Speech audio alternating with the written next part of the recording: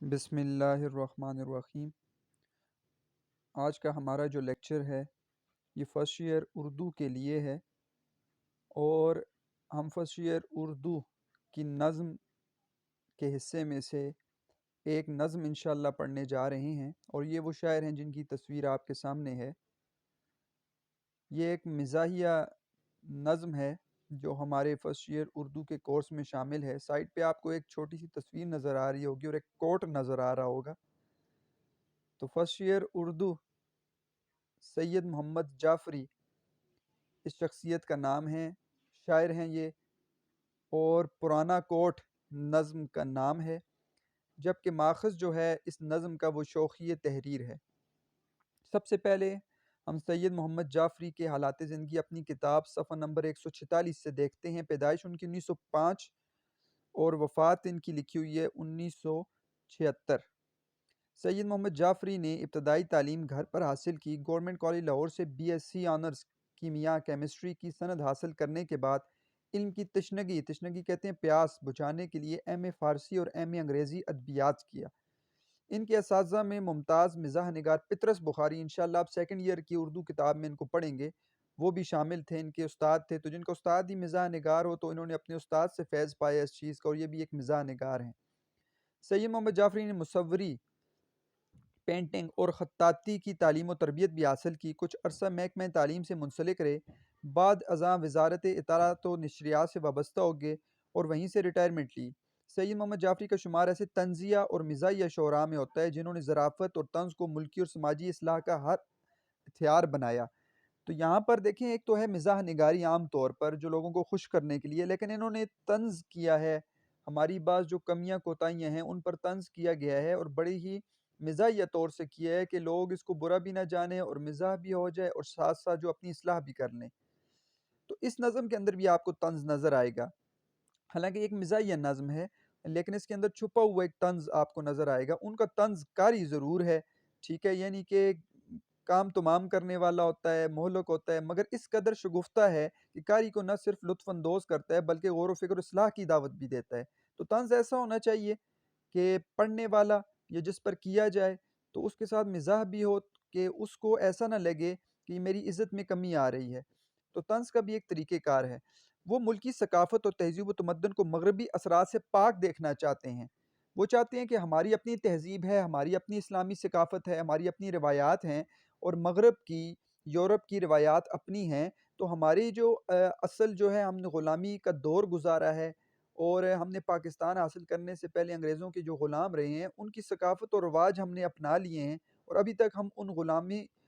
کی زنجیروں کو ہم توڑ نہیں پائے۔ تو وہ چاہتے تھے کہ یہ اثرات ہیں یہ ختم ہو جائیں۔ یہی وجہ ہے کہ نظم پرانا کوٹ میں انہوں نے غلامانہ ذہنیت کو طنز کا نشانہ بنایا ہے، اور یہی ہماری نظم کا مرکزی خیال بھی ہے، اور یہ سوال بھی ہے مشقی سوال میں، بہت اہم سوال ہے کہ نظم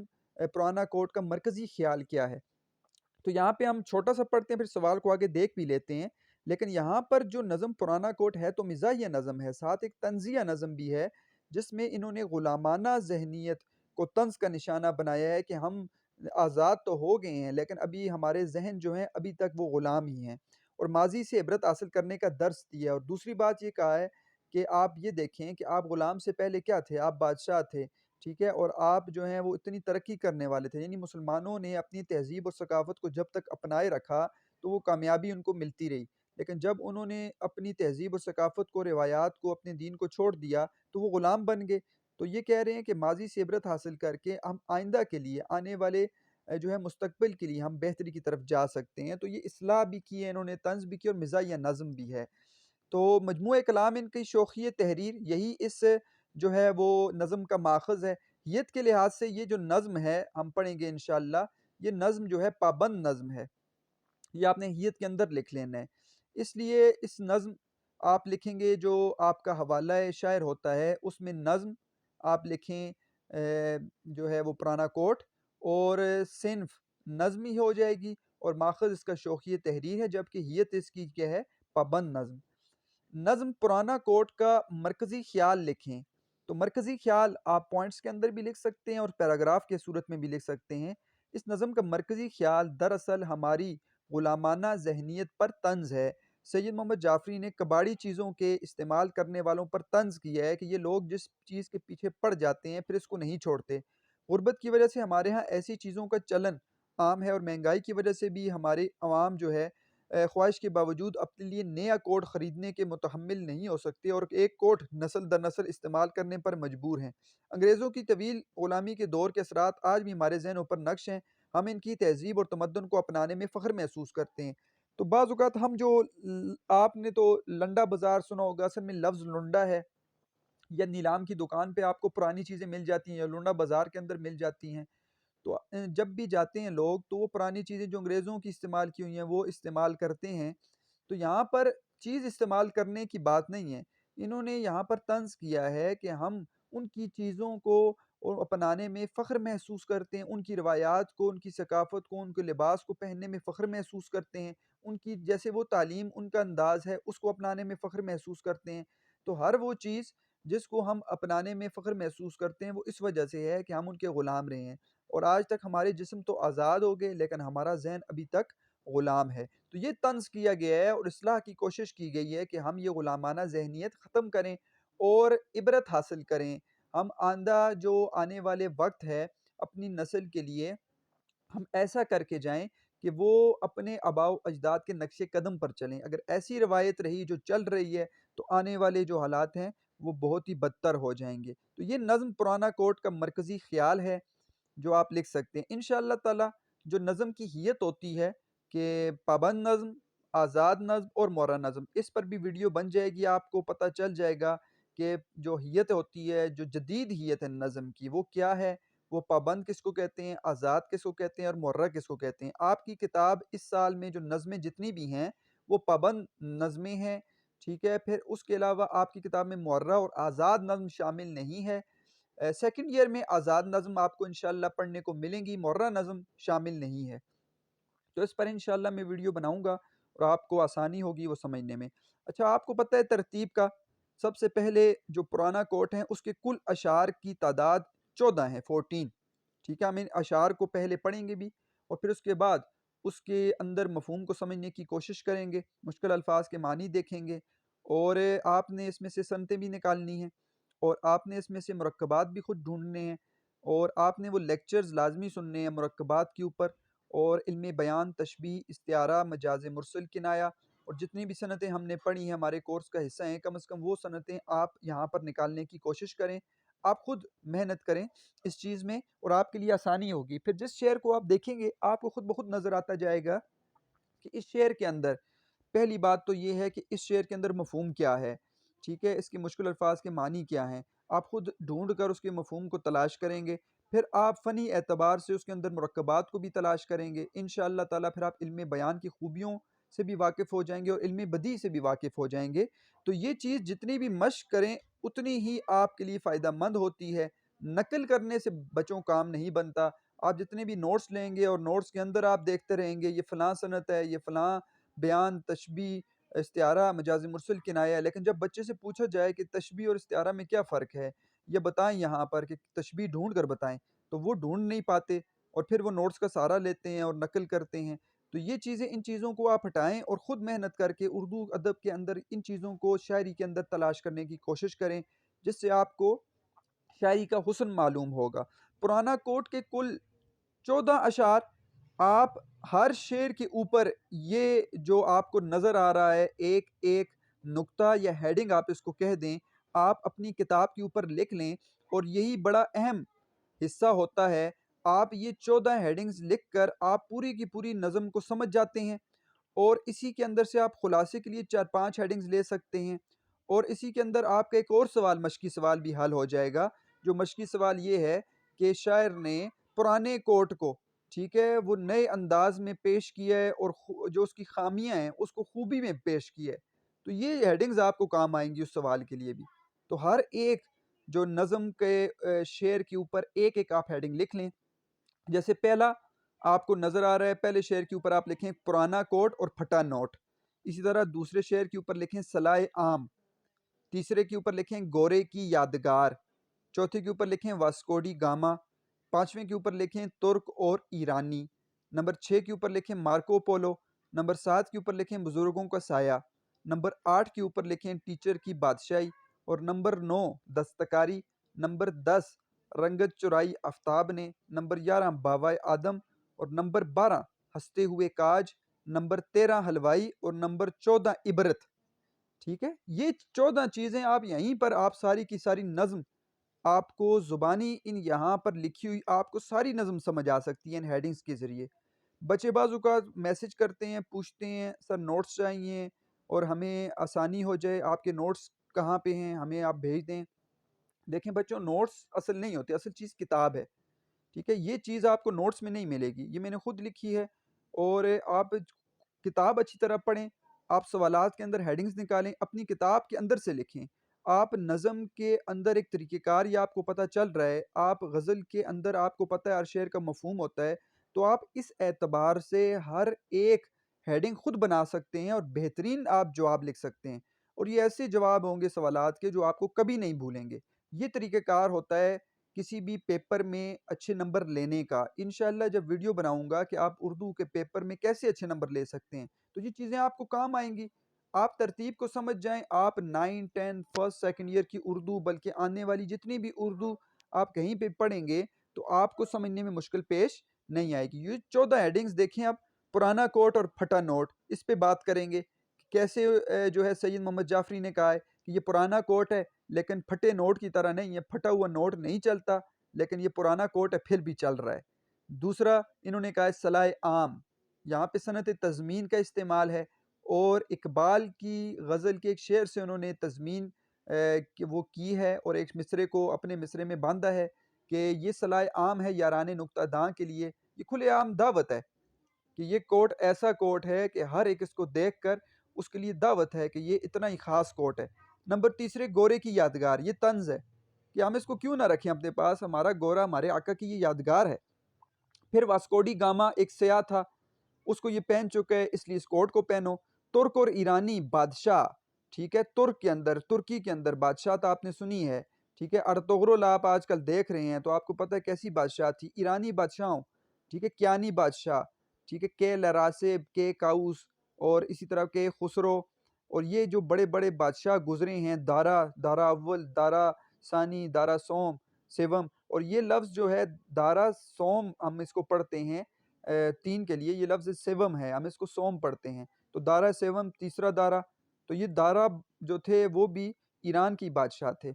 اور اس طرح اس کو ترک اور ایرانی پہن چکے ہیں۔ پھر اس طرح مارکو پولو، یہ بھی ایک سیاح تھا، ٹھیک ہے، اس کے اوپر بات کریں گے، یہ بھی اس کو پہن چکا ہے، بزرگوں کو سایہ ہے اس کے اوپر، اور یہ خود کوٹ ایک بزرگ ہے،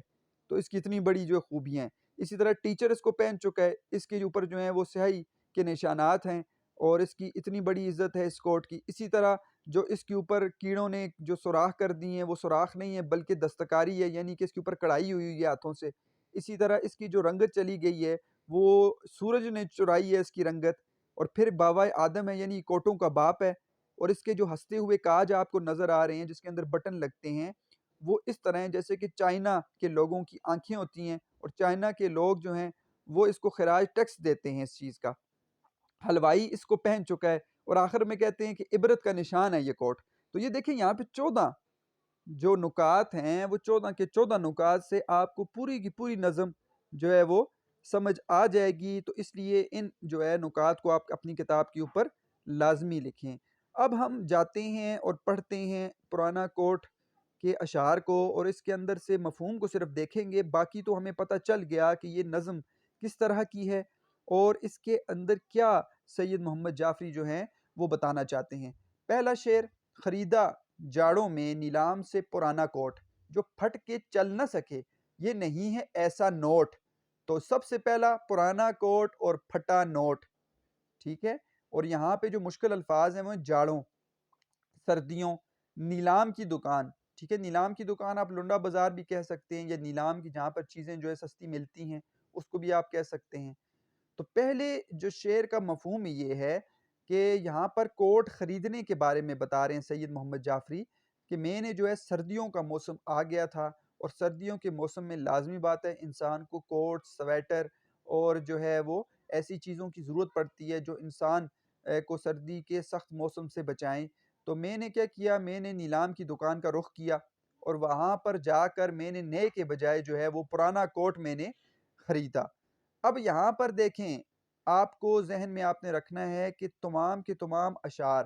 جتنی بھی خامیاں بیان ہوں گی یہاں پر، وہ اس طرح کی خامیاں بیان ہوگی پرانے کوٹ کی کہ اسی خامی کو انہوں نے خوبی میں بدل دی ہے۔ یہ کمال ہے یہاں پر سید محمد جعفری کا کہ کوئی چیز جس کے اندر خامی ہو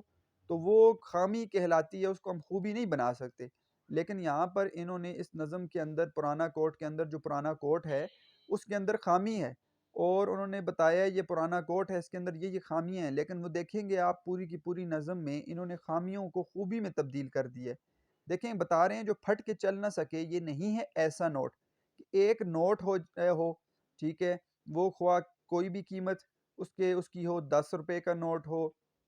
اور اسی طرح 20 کا ہو، 50 کا ہو، 100 کا ہو، 1000 کا ہو، 5000 کا ہو، تو نوٹ اگر پھٹ جاتا ہے بالکل، اور اس کی قیمت تب تک رہتی ہے جب وہ سالم و صحیح ہوتا ہے اور وہ پھٹا ہوا نہ ہو۔ جب نوٹ پھٹ جاتا ہے تو اس کی کوئی قیمت نہیں رہتی۔ تو یہ کوٹ بھی جگہ جگہ سے پھٹا ہوا ہے، تو نوٹ پھٹ کر نہیں چل سکتا، لیکن یہ کوٹ پھٹ کر چل رہا ہے۔ اب دیکھیں یہاں پر انہوں نے ایک خامی ہے اس کی کہ کوٹ پھٹا ہوا ہے، اور ہونا یہ چاہیے کہ ایسے کوٹ کو چلنا نہیں چاہیے، کوئی خریدے نہ اس کو، لیکن کہتے ہیں کہ دیکھیں نا، نوٹ جس کی اہمیت پیسے کی اتنی زیادہ ہے وہ پھٹ جائے تو اس کی اہمیت نہیں رہتی، لیکن یہ کوٹ، اس کی اہمیت اس نوٹ سے بھی زیادہ ہے کہ جو پھٹ چکا ہے لیکن پھر بھی کیا ہے، چل رہا ہے۔ تو یہ خامی کو یہاں پر انہوں نے خوبی میں تبدیل کی ہے پہلے ہی شعر کے اندر، اور کوٹ خریدنے کا بتایا ہے، اور بتایا ہے کہ میں نے اب سردیوں میں نیلام کی دکان سے پرانا کوٹ خرید لیا ہے، اور اب آگے تمام کی تمام اس جو ہے کوٹ کے اوپر بات کریں گے۔ بنا ہے کوٹ یہ نیلام کی دکان کے لیے، صلاح عام ہے یاران نکتہ داں کے لیے۔ اب دیکھیں اس شعر کے اندر ایک صنعت ہے جو آپ کے مشقی سوال کا حصہ ہے، صنعت تضمین۔ اس صنعت تضمین کے اوپر میں نے باقاعدہ گرامر کے حصے میں ویڈیو بنائی ہوئی ہے، اور آپ وہاں پہ جا کے اچھی طرح صنعت تضمین کو آپ پڑھ سکتے ہیں کہ صنعت تضمین کسے کہتے ہیں۔ عام طور پر تضمین ملانے کو کہتے ہیں، اور صنعت تضمین علم بدیع کی وہ صنعت ہے جس میں شاعر کسی بھی شاعر کے ایک مصرے کو اٹھا کے اپنے ایک مصرے کے ساتھ باندھ لیتا ہے، اور وہ مصرع جو شاعر کسی شاعر کا اٹھاتا ہے تو اس کو واوین یعنی کامرس کے اندر لکھا جاتا ہے، تو اس کو کہتے ہیں تضمین۔ یعنی اس نے کیا کیا ہے کہ ایک شعر میں سے اپنا ایک مصرع اور ایک مصرع کسی اور کا اٹھا لیا ہے، تو اس کو کہتے ہیں کہ کسی شعر کو اٹھا کر اپنے شعر کے ساتھ باندھنا، یہ ایسی خوبی جو ہوتی ہے صنعت تضمین کہلاتی ہے۔ اس شعر کے اندر بھی یہ خوبی ہے کہ اصل میں ایک شعر تھا غالب کا، جو پورا شعر آپ کو سائٹ پہ بھی نظر آ رہا ہوگا کہ ادائے خاص سے غالب ہوا ہے نکتہ سرا، ٹھیک ہے، خاص اداؤں سے غالب جو ہے وہ نکتہ سرا ہوا ہے، یعنی کہ عمدہ کلام کہنے والا بنا ہے۔ غالب کیوں بنا ہے عمدہ کلام کہنے والا؟ وہ کہتا ہے یاران صلاح عام ہے یاران نکتہ داں کے لیے، کہ جو اہل نظر حضرات ہیں ان کے لیے دعوت عام ہے کہ وہ بھی ادائے خاص خاص ادا کو اختیار کریں، یعنی ایسے لوگوں کے پاس بیٹھیں یا ایسے لوگوں کو اختیار کریں کہ جن سے ان کی اچھی شاعری ہو، یا پھر ایسے لوگوں کی طرف نگاہ کریں جن کو دیکھ کر ان کو شاعری آتی ہو۔ تو یہاں پر دیکھیں ادائے خاص سے غالب ہوا ہے نکتہ سرا مصرع غائب، دوسرا مصرع یہاں پہ غالب کا موجود ہے، صلاح عام ہے یاران نکتہ داں کے لیے، یہ مصرع غالب کا ہے، اور اسی لیے کامرس کے اندر اس کو تنوین کہتے ہیں۔ اس کو کہتے ہیں تنوین، کہ یہاں پر آپ کو جو ہے وہ کامرس نظر آ رہے ہوں گے، اور جو ہے آپ کو واوین کہتے ہیں، غلط ہو گیا، تنوین تو دو زبر دو زیر دو پیش کو کہتے ہیں، واوین کہتے ہیں اس کو کیونکہ اس کی واو کی شکل ہوتی ہے۔ تو یہاں پہ واو کی واوین کو استعمال کر کے اور کامرس کو استعمال کر کے یہاں پر اس نے یہ بتایا ہے کہ یہ مصرع میرا نہیں ہے بلکہ غالب کا ہے۔ پہلا مصرع ان کا اپنا ہے، بنا ہے کوٹ یہ نیلام کی دکان کے لیے، کہ بتا رہے ہیں کہ یہ کوٹ جو ہے یہ ہے ہی کوٹ، پرانا کوٹ ہے، اور یہ نیلام کی دکان کے لیے بنا ہے، اور صلاح عام ہے یاران نکتہ داں کے لیے۔ اب یہ دعوت عام ہے، ٹھیک ہے، جو خاص لوگ ہیں، اہل نظر حضرات ہیں، ان کے لیے دعوت عام ہے کہ وہ اس سے بہت کچھ چیزیں سیکھ سکتے ہیں، ٹھیک ہے۔ ہر چیز جو ہے وہ نیلام کی دکان پر نہیں آتی، وہ خاص چیزیں نیلام کی دکان پر آتی ہیں، اور خاص چیزیں ہوتی ہیں۔ تو یہاں پر بھی ایک کوٹ کی اہمیت کو بتا رہے ہیں کہ یہ دعوت عام ہے، ہر ایک بندہ آ کر، ٹھیک ہے، یہاں پر اہل نظر جو حضرات ہیں، ٹھیک ہے، جو چاہتے ہیں ہم چیزوں سے سبق سیکھیں، اس کو آ کے اس کوٹ کو دیکھ کر بہت کچھ سیکھ سکتے ہیں، اور ساری کی ساری چیزیں وہ آگے پھر بیان کریں گے کیسے اس کوٹ سے وہ سیکھ سکتے ہیں ساری کی ساری چیزیں۔ تیسرا شعر بڑا بزرگ ہے، یہ آزمودہ کار ہے، یہ کسی مرے ہوئے گورے کی یادگار ہے یہ۔ تو جیسے پہلے شعر میں پھٹا ہوا نوٹ، ٹھیک ہے، اس طرح دوسرے شعر میں سلائے عام، اور اس شعر میں گورے کی یادگار۔ تو یہاں پر دیکھیں طنز کیا ہے، ٹھیک ہے، کہ یہاں پر طنز کیا ہے کہ گورے کی یادگار ہے، آقا کی نشانی ہے، غلام رہے ہیں ہم ایک دور میں، تو اس وجہ سے ہم آقا کی نشانی کو آزمائیں گے اور آقا کی نشانی کو اختیار کریں گے تو ہمیں فخر محسوس ہوتا ہے، حالانکہ ایسا نہیں ہونا چاہیے۔ بڑا بزرگ ہے، بزرگ یہاں پہ استعارہ ہے، ٹھیک ہے، بزرگ سے مراد کوئی بزرگ نہیں ہے، بلکہ بزرگ سے مراد یہاں پر کوٹ ہے، کہ بڑا بزرگ ہے یہ کوٹ جو ہے، یہ بڑا کیا ہے بزرگ ہے، اور بزرگ کیا ہے وہ استعارہ استعمال کیا ہے کوٹ کے لیے۔ یہ آزمودہ کار ہے یہ، ٹھیک ہے، کام میں آزمایا ہوا ہے، آزمودہ کار کا مطلب ہے کام میں آزمایا ہوا ہے۔ تو یہاں پر دیکھیں ہے خامی ہے، پرانا کوٹ ہے، ٹھیک ہے، اور مرے ہوئے کسی شخص کی یادگار کو لوگ چلیں رکھ لیتے ہیں لیکن پہنتے نہیں ہیں، یا استعمال کی ہوئی چیزوں کو پہنتے نہیں ہیں، لیکن یہاں پر کیا یہاں پر خامی کو خوبی میں تبدیل کر رہے ہیں، وہ کس طرح کہ بتا رہے ہیں کہ ایک ایسی چیز جو پہلے آزمائی جا چکی ہو اس کو آزمانے میں کوئی حرج نہیں ہے، کیونکہ وہ آزمائی ہوئی ہے، وہ نقصان نہیں کرے گی، وہ اچھی چیز ہوگی۔ تو یہاں پر کہہ رہے ہیں بڑا بزرگ ہے، اور بزرگوں کو جو ہے نا وہ عزت کرنی چاہیے، اور بزرگ یہ ہے پرانا ہے، بزرگ کی طرح اس کی عزت کریں اور اس کو آپ پہنیں۔ آزمودہ کار ہے، یہ پہلے بھی آزمایا جا چکا ہے، اس کو دوبارہ آزمائیں گے، اس لیے یہ اچھا کوٹ ہے، اس کا مطلب ہے کسی مرے ہوئے گورے کی یادگار ہے یہ، اور یہ ہمارے آقا کی نشانی ہے، اس لیے اس کی قیمت جو ہے وہ تھوڑی ہو بشک، لیکن اس کی عزت بہت زیادہ ہے۔ پرانی وضع کا بے حد عجیب جامہ ہے، پہن چکا اسے خود واسکوڈی گاما ہے۔ تو دیکھیں واسکوڈی گاما یہاں پہ صنعت تلمیح ہے، ٹھیک ہے، ایک واقعے کی طرف اشارہ کر دی ہے، ایک شخص کی طرف اشارہ کر دی ہے کہ پرانی وضع کا بے حد عجیب جامہ ہے تو پرانا ہے، وضع کہتے ہیں انداز اس کا، عجیب جامہ، جامہ کہتے ہیں لباس کو، کہ پرانے انداز کا لباس ہے، اور کیونکہ ماڈرن دور ہوتا ہے تو لوگ کوشش کرتے ہیں ہم نئی چیزوں کو پہنیں، پرانی چیز کو لوگ جو ہے وہ چھوڑ دیتے ہیں، لیکن یہ جو پرانا کوٹ ہے پرانا طرح کا ہے، پرانا لباس کی طرح پرانا لباس ہے، اور لیکن اس کے اندر خوبی یہ ہے کہ اس کو خود واسکوڈی گاما پہن چکا ہے۔ اب واسکوڈی گاما کون تھا اس کے بارے میں ہم تھوڑا سا پڑھ لیتے ہیں، واسکوڈی گاما کون شخص تھا۔ تو یہ واسکوڈی گاما کی مبینہ تصویر، یہ پرتگالی تھا،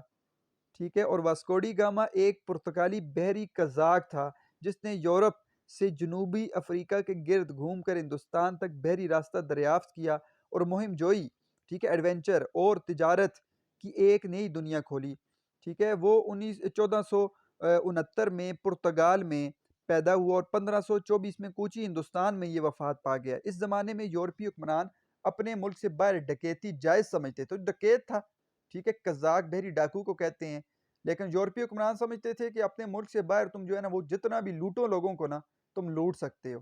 واسکوڈی گاما کے ہندوستان تک بحری راستے کی اس دریافت کے بعد تقریباً 100 سالوں تک پرتگالیوں کو مشرق کے ساتھ مثالوں کی تجارت پر برتری حاصل ہوئی، تو یہ تجارت بھی پھر کرتے رہے۔ اس کے بعد یورپ کی دیگر اقوام نے بھی اس تجارت میں پرتگالیوں کی اجارہ داری کو للکارنا شروع کر دیا۔ تو یہ ایک واسکوڈی گاما کی مختصر حالات ہیں، اس کا مطلب ہے یہ پرتگالی بحری قزاق تھا، اور آپ کو یہاں پہ نظر آ رہا ہے اس نے بھی کوٹ پہنا ہوا ہے، ٹھیک ہے۔ تو کہتے ہیں یہاں پر ایک اس کی خوبی بتا رہے ہیں کہ حقیقت نہیں ہے لیکن مزاحیہ طور پر بتا رہے ہیں کہ پرانی وضع کا بے حد عجیب جامہ ہے، پرانے انداز کا ہے، پرانا لباس ہے، لیکن اس کی اہمیت اتنی زیادہ ہے کہ اس کو واسکوڈی گاما خود پہن چکا ہے۔ نہ دیکھ کوہنیوں پر اس کی خستہ سامانی، پہن چکے ہیں اسے ترک اور ایرانی۔ خستہ سامانی پرانا پن، پرانا انداز، جس کو ہم کہتے ہیں کہ پرانی حیت، تو پرانا پن اس کا نہ دیکھ پرانا ہو چکا ہے، اور وہ آپ نے دیکھا بھی ہوں گے بعض کوٹ بعض سویٹر تو سب سے پہلے پھٹیں یا پرانے ہو تو کوہنیوں سے وہ پھٹ جاتے ہیں اور پرانے ہو جاتے ہیں، تو اس اعتبار سے کہہ رہے ہیں کہ کوٹ کی کونیوں کو نہ دیکھ، کہ کونیاں اس کی پھٹی ہوئی ہیں پرانی، اس کو نہ دیکھ، لیکن اس کی اہمیت اتنی زیادہ ہے کہ پہن چکے ہیں اسے ترک اور ایرانی۔ تو یہاں پر بھی دیکھیں ہر شعر کے اندر خامی کو خوبی میں بدل دی ہے۔ اب یہ خامی ہے، کونیاں پھٹی ہوئی ہیں تو کون پہنتا ہے کسی کوٹ کو، لیکن کہتے ہیں کہ چھوڑو اس بات کو، یہ اس لیے پھٹ گئے ہیں کہ اس کو ترک اور ایرانی بادشاہ جنگجو اس کو پہن چکے ہیں۔ میں نے آپ کو بتایا ترک کے بادشاہ، ٹھیک ہے، جیسے کہ ارطغرل آپ نے سنا بھی ہوگا، اور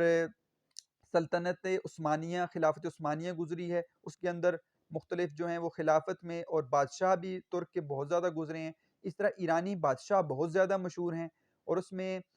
جو ہے وہ کیانی بادشاہ، ٹھیک ہے، وہ کیانی بادشاہت جو ہے وہ بڑی مشہور ہے، اور اسی طرح دارا بہت مشہور ہے، اور آپ نے پڑھا بھی ہے، ابھی پچھلے سبق میں ہم نے پڑھا شیراز اور کنارے آب رکن آباد وغیرہ میں، اس سبق کے اندر میں نے آپ کو بتایا تھا کہ ایران کا سفر کیا تھا، تو ایران کے وہاں پر سارے انہوں نے بادشاہوں کے نام بھی گنے تھے، تو کہتے ہیں یہ اتنا خاص کوٹ ہے کہ اس کو ترک اور ایرانی بادشاہ پہن چکے ہیں۔ جگہ جگہ وہ پھرا ہے مثل مارکو پولو، تو یہاں پر دیکھیں تشبیہ ہے، اب مثل آ گیا ہے، ٹھیک ہے، حرف تشبیہ، تو مارکو پولو کی طرح یہ جگہ جگہ پھر چکا ہے، وہ کوٹوں کا لیڈر ہے، اس کی جے بولو، جے ہندی کا لفظ ہے، زندہ باد جیسے ہم اردو کے اندر استعمال کرتے ہیں، تو کوٹوں کا لیڈر ہے، یہ کوٹوں کا لیڈر ہے، ٹھیک ہے، اس لیے جگہ جگہ پھر چکا ہے اور آیا ہے، اور سارے کوٹ جو ہیں اس کو اپنا لیڈر مانتے ہیں، اس لیے اس کو جے بولو، یہ اس کو زندہ باد کہو، اور یہ مثلو مارکو پولو کی طرح جو ہے وہ جگہ جگہ پھر چکا ہے۔ مارکو پولو کون تھا جی؟ یہ مارکو پولو کی مبینہ تصویر آپ کو نظر آ رہی ہوگی، اطالوی میں اس کو مارکو پولو ہی کہتے ہیں۔ مارکو پولو 1324 میں فوت ہوئے، 1254 میں اس کی پیدائش ہے۔ وینس اٹلی کا ایک تاجر اور مہم جو تھا، اس نے دنیا کے کئی ملکوں کا سفر بھی کیا، سیاح تھا، اور اپنے مشاہدات کو ایک کتاب میں اس نے قلم بند بھی کیا ہے۔ تو اٹلی کا ایک تاجر اور مہم جو ایڈونچر جس کو آپ کہہ سکتے ہیں، یہ شخص تھا، اور اس نے جگہ جگہ پہ سفر کیا ہے، اور 1260 میں اس نے چین کا بھی سفر کیا تھا، اور جگہ جگہ پہ یہ پھرتا رہا، حالانکہ اس کی عمر جو تھی وہ 6 سال کی تھی، اور پھر بھی یہ آ کے چین میں اس نے سب سے پہلا سفر کیا۔ تو یہ کوٹ جو ہے یہ بھی مارکو پولو کی طرح جگہ جگہ پھر چکا ہے، اس لیے اس کی بڑی بھی اہمیت ہے۔ بڑا بزرگ ہے، گو وہ قلیل قیمت ہے، میاں بزرگوں کا سایہ بڑا غنیمت ہے۔ یہاں پر دیکھیں بزرگوں کا سایہ، تو یہاں پر بھی اب خامی ہے کہ کم چیز جو کم قیمت کی ہوتی ہے، پرانی چیز ہو جائے اس کو کون خریدتا ہے، اس کو پھر پھینکا جاتا ہے، اس کو کم قیمت میں لیا جاتا ہے، تو کہتا ہے کہ تم اس کی کم قیمت کو نہ دیکھو، ٹھیک ہے، یہ بزرگ ہے، استعارہ استعمال کیے، بزرگ ہے یہ، ٹھیک ہے، اور میاں، تو یہاں پر دیکھیں یہ حرف ندا میاں لوگوں کو کی طرف خطاب کی ہے، آگے آپ کو جو ہے علامت ندائیہ نظر آ رہی ہوگی الٹا آئی، بزرگوں کا سایہ، یہ اب دیکھیں مرکب اضافی ہے، تو بڑا غنیمت ہے، کہ بڑا غنیمت ہے بزرگوں کا سایہ، کہ گھر کے اندر دیکھیں اب اس کو خوبی میں کیسے تبدیل کیے، گھر کے اندر جب تک بزرگ ہوں تو گھر کے اندر برکت ہوتی ہے، ٹھیک ہے، بزرگوں کو چلا جانا وہ برکت کم ہو جاتی ہے، تو لوگ برکت کے لیے بعض اوقات کہتے ہیں نا کہ برکت کے لیے آپ یہ آ جائیں ہمارے گھر، کسی بزرگ کو کہتے ہیں، تو کہتے ہیں کہ یہ بزرگ ہے، اس کو نہ دیکھو یہ کم قیمت ہے اور پھٹا ہوا ہے اور پرانا ہے، تم اس چیز کو دیکھو یہ بزرگ ہے، اور بزرگوں کا سایہ گھر میں ہونا وہ بہت بڑا انعام ہوتا ہے، غنیمت جانو اس چیز کو، اور اس کو اپنے گھر لے کر جاؤ۔ ہیں اس پر دھبے جو سرخی کے اور سیاہی کے نشان ہے کسی ٹیچر کی بادشاہی کے، ٹیچر کی بادشاہی یہاں پر دیکھیں، تو یہاں پر بھی دیکھیں خامی ہے، دھبے سرخی اور سیاہی کے کسی چیز پر لگ جائیں، کسی سویٹر پر، کپڑے پر، ٹھیک ہے، کسی جگہ پر، تو لوگ اس کو غور سے دیکھتے ہیں اور کہتے ہیں دیکھیں اس نے جی پرانی چیز پہنی ہوئی ہے، تو کہتے ہیں اس پر بھی دبے لگے ہوئے ہیں سرخی کے سیاہی کے، ٹھیک ہے، اور لگ رہا ایسا ہے کہ یہ نشان ہے کسی ٹیچر کی بادشاہی کے، کہ ٹیچر جب بھی بعض اوقات ہم بھی اپنے جیب میں اگر کوئی مارکر رکھیں، پین رکھیں، تو ہمارے کپڑوں پر بھی نشان لگ جاتے ہیں، ہمیں پتہ نہیں ہوتا، ہاتھ پہ بھی لگے ہوتے ہیں، اور ہاتھ بھی سارے گندے ہوئے ہوتے ہیں، تو اس اعتبار سے کہہ رہے ہیں کہ پتہ نہیں چلتا کہ کسی ٹیچر نے اس کو پہنا ہے، اور اسی وجہ سے سرخی اور سیاہی کے جو دبے ہیں اس کے کوٹ پر لگے ہوئے ہیں، لیکن ٹیچر کی جو قدر ہے بہت زیادہ ہے، تو ٹیچر جو ہے وہ خود ایک استاد جو ہے نا وہ بادشاہ بناتا ہے، خود بادشاہ نہیں ہوتا لیکن وہ بادشاہ بنا دیتا ہے اپنے شاگرد کو، تو یہاں پر ٹیچر کی بادشاہی کی نشانی ہے، تو اس کو اس لیے پہنو کہ اس کو کسی استاد نے بھی پہنا ہوا ہے۔ اب آگے چلتے ہیں، تو یہاں پہ یہ شعر دیکھیں کہ جگہ جگہ جو یہ کیڑوں کی ضرب کاری ہے، نئی طرز کی یہ صنعت ہے، دستکاری ہے، صنعت، ٹھیک ہے، صنعت، سانے چیز بنانے والے کو کہتے ہیں سانے، جو چیز بناتا ہے کاریگر، اور کاریگری جو اس کی ہوتی ہے وہ صنعت کہلاتی ہے۔ دستکاری کہتے ہیں ہاتھ سے کڑھائی کی ہوئی، آپ نے دیکھا ہوگا بازار میں بھی دستکاری ہوتی ہے، ہاتھ سے جو لوگ جو ہے وہ گوٹے کا، سلمہ ستارے کا کام کرتے ہیں اور اس کو ہاتھ سے جو ہے وہ کڑھائی کرتے ہیں۔ پہلے وقت میں مشین نہیں ہوتی تھی، ہاتھ سے ہی کڑھائی کی جاتی تھی۔ تو اوپر ضرب کاری کا مطلب ہے سوراخ کیے ہوئے ہیں۔ تو یہاں پر بھی دیکھیں خامی ہے کہ کیڑوں نے اس کو جگہ جگہ سے جو ہے وہ اس کو چھلنی کیا ہوا ہے، اس کے اندر سوراخ ہی سوراخ ہیں اور کیڑوں نے اس کی تباہی مچائی ہوئی تھی۔ لیکن یہاں پر دیکھیں خامی کو خوبی میں بدل دیا ہے کہ چھوڑو یار، یہ جو ضرب کاری ہے، یہ جو سوراخ ہیں، یہ تو نئی دستکاری ہے، نئی صنعت ہے کہ انہوں نے اپنی طرف سے ایک چیز بنائی ہے اور کیڑوں نے اس کے اوپر جو خوبصورت جو کڑھائی کی ہے، اس کی وجہ سے کوٹ جو ہے وہ اس کے اندر جو ہے سوراخ ہو گئے ہیں۔ کڑھائی کے اندر بھی بعض اوقات آپ دیکھیں سلم ستارے کے اندر بھی چھوٹے چھوٹے سوراخ ہوتے ہیں، لیکن وہ ڈیزائن ہوتا ہے۔ اور یہاں پر کہہ رہے ہیں وہ بھی اگر ڈیزائن ہے تو اس سے بڑھ کر یہ ایک ڈیزائن ہے نیا، کہ یہ نئی طرز کی صنعت ہے اور نئی دستکاری ہے۔ اس سے پہلے ایسی صنعت اور ایسی دستکاری ہاتھ سے کسی نے بھی نہیں کی ہوئی۔ جو قدردان ہیں وہ جانتے ہیں قیمت کو، کہ آفتاب چرا لے گیا ہے رنگت کو۔ دیکھیں یہاں پر بھی خامی کہ اس کا رنگ بھی اڑ گیا ہے، اس کوٹ کا، اس کا کوٹ کا رنگ اڑ گیا ہے۔ لیکن اب دیکھیں جو قدردان ہیں، اب عام آدمی تو کہے گا کہ یہ کیا فائدہ جی، یہ کیسا کوٹ ہے، اس کا تو رنگ ہی اڑ گیا، اس کو کون لیتا ہے؟ اور ایسی چیز جس کا رنگ اڑ جائے اس کو کوئی بھی نہیں خریدتا، خصوصاً لباس میں۔ اور جو قدردان ہیں، لیکن جو قدر کرنے والے لوگ ہیں، ٹھیک ہے، وہ جانتے ہیں قیمت کو، وہ ان کو پتہ ہے کہ یہ اس کی قیمت کتنی زیادہ ہے، ٹھیک ہے۔ کیوں؟ وہ کہتے ہیں کہ یہ آفتاب چرا لے گیا ہے رنگت کو۔ اب دیکھیں سورج، عمومی طور پر جو چیز سورج پہ زیادہ رہے، ٹھیک ہے، اس کی رنگت اڑ جاتی ہے۔ تو کہتے ہیں یہاں پر خامی تھی کہ رنگت اڑ گئی ہے، خوبی بنا دی ہے کہ سورج کو، اب بات کو سمجھیے گا، سورج کو اس کی رنگت، اس کا رنگ، ٹھیک ہے، اس کا رنگ اتنا اچھا لگا کہ اس نے اس کی رنگت کو چرا لیا ہے۔ دیکھیں اب کہ آفتاب جو ہے اس کو اس کی رنگت اچھی لگی ہے اور رنگت کو چرا کے لے کر گیا، تو اس کی اتنی زیادہ اہمیت ہے کہ سورج اس کی رنگت کو چرا کر لے گیا ہے، اس وجہ سے اس کا رنگ جو ہے اڑ چکا ہے اور اس کی قیمت اس لیے زیادہ ہونی چاہیے۔ اور قدر والے لوگ اس کو جانتے ہیں کہ ایک چیز آفتاب سورج کو اتنی پسند آئی ہے کہ اس کی رنگت کو وہ اڑا کر لے گیا ہے۔ یہ کوٹ کوٹوں کی دنیا کا باوائے آدم، باوائے آدم آپ کہہ سکتے ہیں جد اول، ٹھیک ہے، جیسے آدم علیہ السلام۔ تو یہاں پر بھی یہ کوٹوں کا باپ ہے، یعنی کہ دنیا میں سب سے پہلا کوٹ یہ بنا ہے جی۔ یہ ایک نئی کہانی انہوں نے شروع کر دی کہ یہ کوٹ کوٹوں کی دنیا کا باوائے آدم ہے۔ اس کی اہمیت اتنی زیادہ ہے کہ یہ کوٹوں کا باپ ہے، جد اول ہے، اگرچہ ہے وہ نگاہ جو نگاہ سے کم ہے۔ دیکھیں اب بات کو سمجھنی ہے، یہاں پر اس مصرے کے اندر یہ کہہ رہے ہیں، دیکھنے میں معمولی چیز ہے کہ عام بندہ جب دیکھے گا، عام بندہ، اور اس کی عام نظر ہوگی تو وہ جا کر کوٹ کو دیکھے گا، وہ کہے گا یار یہ کیا کوٹ ہے، یہ تو پرانا کوٹ ہے، کسی قیمت کا نہیں ہے، جگہ جگہ سرخی اور سیاہی کے نشانات اور ضرب کاری، سوراخ اور پرانا کوٹ، اس کو کون لیتا ہے؟ کونیوں سے یہ پھٹا ہوا ہے اور یہ پرانے کوٹ نوٹ کی طرح یہ ہر جگہ پہ پھٹا ہوا ہے، تو اس کو کون لے گا؟ کہتا ہے کہ اگر کوئی بندہ اس نگاہ سے اس کوٹ کو دیکھتا ہے تو اس کی نظر کا قصور ہے، کوٹ کا قصور نہیں ہے، جو نگاہ سے کم ہے، یعنی جس کی نظر ہی ایسی ہے نا، جس کی نظر ہی کم ہو اور جو اس کی اہمیت کو نہیں جانتا، وہ اس کی اہمیت کو نہیں جان سکے گا، وہ کہے گا پرانا کوٹ ہے۔ لیکن جس کی نظر خاص ہے، ٹھیک ہے، جس کی نظر میں اس کوٹ کی اہمیت ہے اور اس کو اس کی تاریخ کا، اس کی اہمیت کا اندازہ ہے، اس کو پتہ چلے گا کہ اس کوٹ کی کتنی زیادہ اہمیت ہے۔ دیکھیں بعض ایسی پرانی چیزیں ہوتی ہیں جو ہم استعمال کرتے ہیں، یہ پرانی جو عجائبات، ٹھیک ہے، آپ میوزیم کے اندر بھی آپ دیکھتے ہیں جا کر پرانی چیزیں رکھی ہوئی ہوتی ہیں، اب ان کی اہمیت کتنی زیادہ ہو جاتی ہے۔ تو اسی طرح یہ بتانا چاہتے ہیں کہ کوٹ بھی ایسا کوٹ ہے جو پرانا ہے لیکن اس کی اہمیت بہت زیادہ ہے، لیکن اصل میں سارے کا سارا طنز کیا ہوا ہے کہ ہم اس کو تب پہن رہے ہیں کہ یہ جو گورے کی یادگار ہے اور گوروں کی چیزوں کو ہم استعمال کرنے میں فخر محسوس کرتے ہیں۔ ایک تو یہ طنز کر دیا، دوسرا آگے جو یہاں پہ بات آئے گی اصلاح کی، وہ آخری شعر کے اندر آئے گی۔ دہانے زخم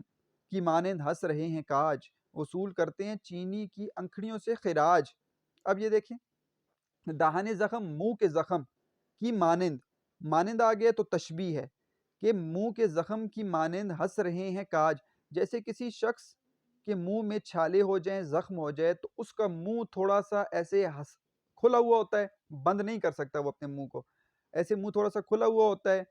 اور اب میں آپ کے سامنے نہیں ہوں، نہیں تو کر کے بتاتا، آپ خود اس کو خود کر کے دیکھیں کہ دانے زخم کی مانند منہ میں چھالے ہوں تو منہ تھوڑا سا کھلا ہوا ہوتا ہے اور دانت نظر آ رہے ہوتے ہیں پھر بندے کے،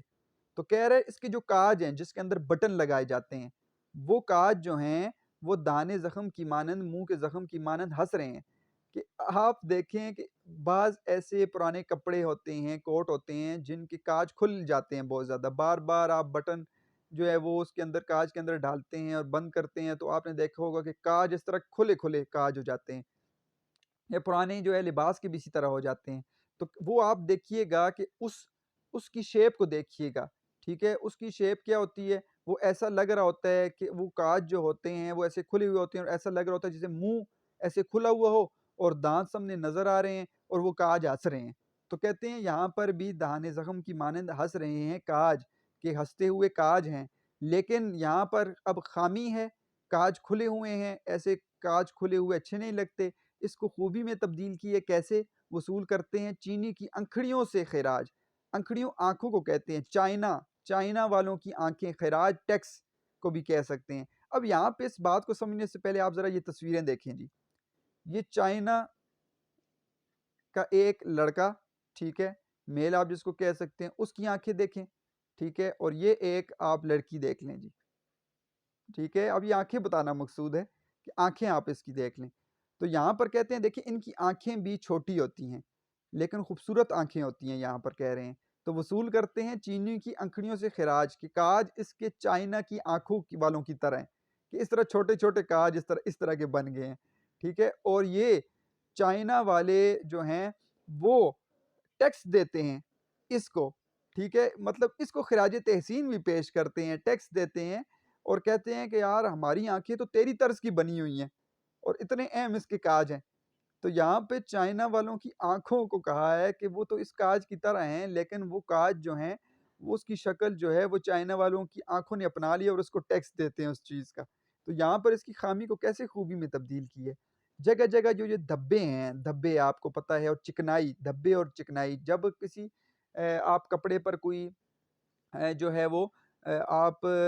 شیرہ گر جائے ٹھیک ہے مٹھائی گر جائے تو آپ نے دیکھیں دھبا پڑ جاتا ہے نشان پڑ جاتا ہے چکنائی آپ کو ہوتا ہے میٹھا پن میٹھا جو ہوتا ہے اس کی وجہ سے چکنائی آ جاتی ہے کسی چیز کے اوپر تو پہن چکا ہے کبھی اس کو ہلوائی اب آپ بات کو سمجھ رہے ہوں گے کہ دبے اور چکنائی تو خامی ہے کہ ایسی چیز کون پہنتا ہے لیکن اس کو ایک بہت بڑا ہلوائی جو ہے وہ بھی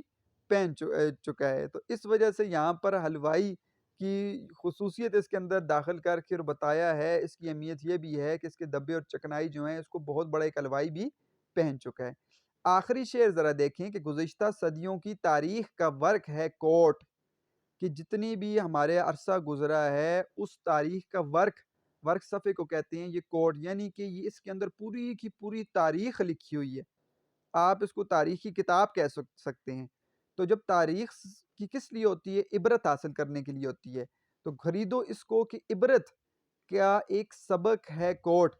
ٹھیک ہے کہ وقت کے بیرحم ہاتھوں نے اس قیمتی کوٹ کا یہ حال کر دی ہے تو دیکھیں اب عبرت کہہ رہے ہیں کہ آپ اس کو تب خریدو کہ اس کے اندر عبرت ہے کہ اس کو انسان دیکھ کر عبرت بھی حاصل کر سکتا ہے کہ ایک عبرت تو یہ ہے کہ انسان بھی جیسے بچہ پھر جوان پھر بوڑھا پھر دنیا سے چلا جاتا ہے تو وقت کے ساتھ ساتھ وہ بدل جاتا ہے اسی طرح یہ کوٹ بھی پہلے ٹھیک ہوتا ہوگا نیا ہوگا اس کو کمپنی والوں نے نکالا ہوگا یہ کسی نے بنایا ہوگا پھر پہنا ہوگا پہلے دن کسی نے پہنا ہوگا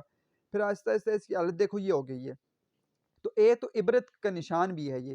کہ انسان کو اس چیز سے عبرت حاصل کرنی چاہیے اس نے دنیا میں ہمیشہ نہیں رہنا وقت گزر جائے گا اور وہ بھی آہستہ آہستہ دنیا سے پھر چلا جائے گا یا پرانا ہو جائے گا یا بوڑھا ہو جائے گا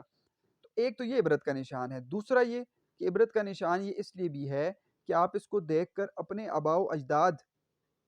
کی زندگی کو یاد کرو کہ تم پہلے کیا تھے اے مسلمان تم پہلے کیا تھے اور تم اب کیا ہو چکے ہو ایک پہلے والے دور کو یاد کرو پھر تم غلام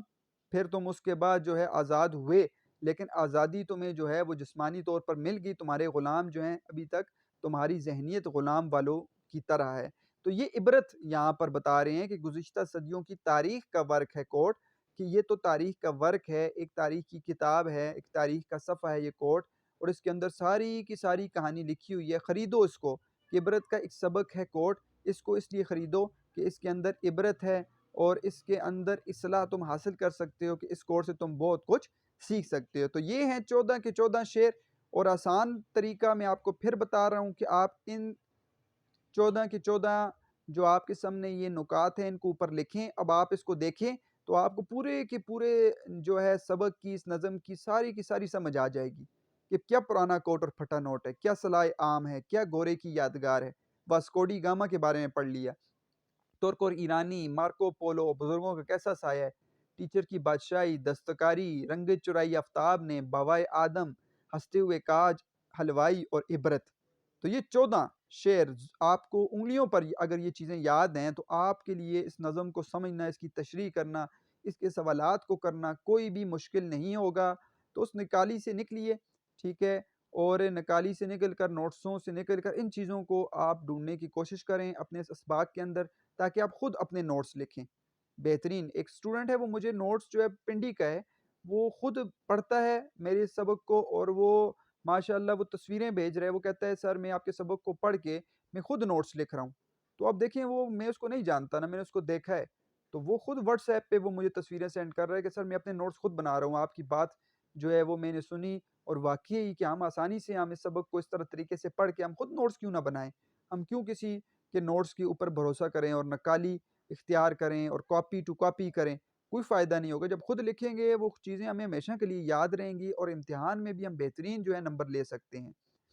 شاعر نے پرانے کوٹ کی خامیوں کو کیسے خوبیاں بنا کر پیش کیا. ہیڈنگ دے سکتے ہیں ان 14 ہیڈنگز میں سے 4 ہیڈنگز آپ کوئی بھی دے دیں, اس کے ساتھ بھی لکھ سکتے ہیں. اگر پیراگراف کی صورت میں لکھنا چاہتے ہیں تو یہ بھی لکھ سکتے ہیں کہ پرانے کوٹ کی خامیوں کو خوبیاں بنا کر اس طرح پیش کیا کہ گرچہ یہ پرانا اور پھٹا ہے لیکن اس کو اس نوٹ سے اچھا جو پھٹ جائے اور چل نہ سکے, یہ پھٹا ہوا نوٹ, یہاں پہ ہیڈنگ دے سکتے ہیں. اگرچہ کونیوں سے بہت خستہ سا ہے لیکن اسے ترک اور ایرانی پہن چکے ہیں, یہاں پر ترک اور ایرانی کی ہیڈنگ دے دیں. یہ ایک تاریخ ساز پہناوا ہے, اگرچہ اسے کیڑوں کی جگہ جگہ سے کھایا ہوا ہے لیکن کیڑوں نے کاٹے جانے کی وجہ سے اسے جو ہے وہ بہترین قسم کا ڈیزائن بن گیا ہے. تو یہ کہ دستکاری والی آپ ہیڈنگ یہاں پر دے سکتے ہیں, یہاں پر